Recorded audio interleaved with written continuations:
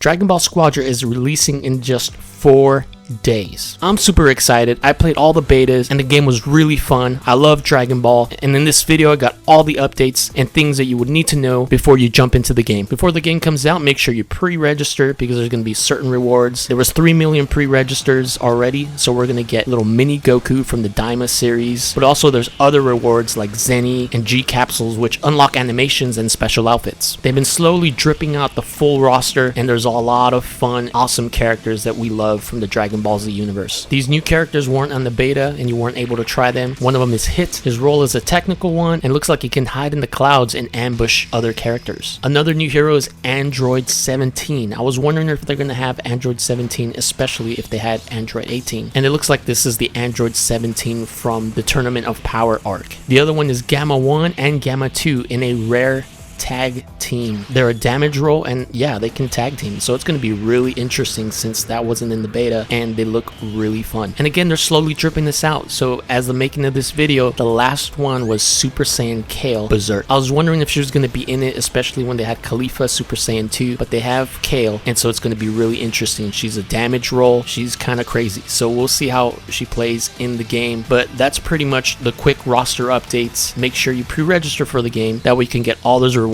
and also the free Goku Mini. Here are the rest of the updates. Alright, so let's start off with the rebranding. So again, the game has been rebranded from Dragon Ball Project Multi to Dragon Ball Gekishin Squadra. The rebranding was confirmed by Bandai Namco and spotted on SteamDB before the official announcement on June 4th. They changed the visuals, the logos, so it's just gone over a complete rebrand, and I like it.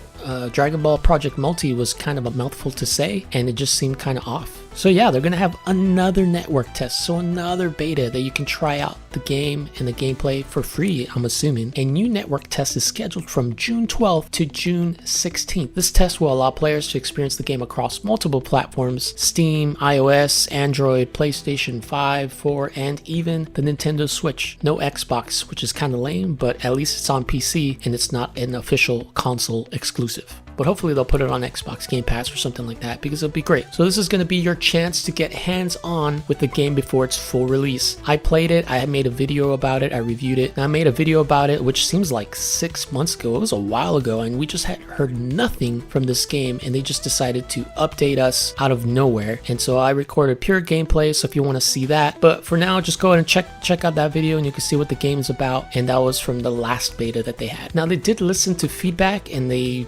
change some things in the gameplay, like there's a divine draw at the start of the match. 2 special rules are randomly chosen that influence the entire match. These rules can have various effects on gameplay. Imagine starting a match where one rule doubles your character's speed and another rule makes energy attacks more powerful. It's random and it adds another level of a level playing field. And they've added Gekishin Burst, a decisive attack for Gods of Destruction, which will be a focal point during the network test. This attack can damage the Gods of Destruction who are otherwise unaffected by rush attacks and skills. So mastering this burst could be key to turning the tide in battles, especially against tough opponents like the Gods of Destruction. And to quote the devs, they said, "These new mechanics add layers of strategy and excitement, making every match unique." Another big tweak to the gameplay is the removal of the Great Ape. The Great Ape mechanic has been removed from the game. Based on player feedback from the last beta, the devs decided to remove the Great Ape transformation to refine the gameplay experience. The developers said the team is exploring other ways to implement the Great Ape in a different form, so stay tuned for future updates. They also said while it's a bummer to see Great Ape go, the developers are listening to the community